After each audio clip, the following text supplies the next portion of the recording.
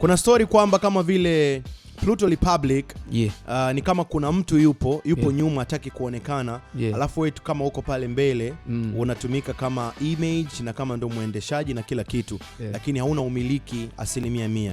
How true is that? Ukienda hata kwenye ukiangalia TRA size hapo utakuta jina langu na kila kitu, usajili wa kila kitu. Alafu hiyo issue wameisema size mwaka wa 4.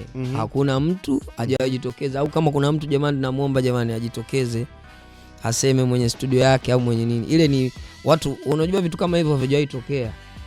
Yaani hivyo ndio vitu ambavyo navisema. Hajawahi tokea producer akawa yeye mwenyewe anamiliki studio kubwa kiasi kile au ofisi kubwa gorofa nini. Kwa hiyo vinapotokea kuna watu wanaona kama haiwezekani, kutakuwa lazima kuna nini. No, inawezekana. Oh yeah. Inawezekana kabisa. Kwa hiyo like 100% unamiliki wewe mwenyewe. Yaani kama mtu anataka kununua hisa tunawakaribisha pia watu wanaotaka kununua hisa. It's possible. It's possible. Kuna maneno pia yalikuwa yanaonekana labda Diamond pia naye ana mkono kwenye studio hiyo. Ni kweli? How true is that? Amna, ila Diamond ni brother. Diamond ni brother ambaye mara nyingi vitu kabla sijafanya namshirikisha. Kwa mawazo yake mara nyingi yanakuwa yanatumika kwenye mambo yangu mengi sana. Okay. Especially kwenye swala la maendeleo. Hata leo mimi nikitaka kusema nataka kujenga labda au najenga au nataka kujenga let's say kiwanda, lazima niwafuate watu ambao wamenitangulia, ambao naona wana vision ambayo mimi inani-inspire.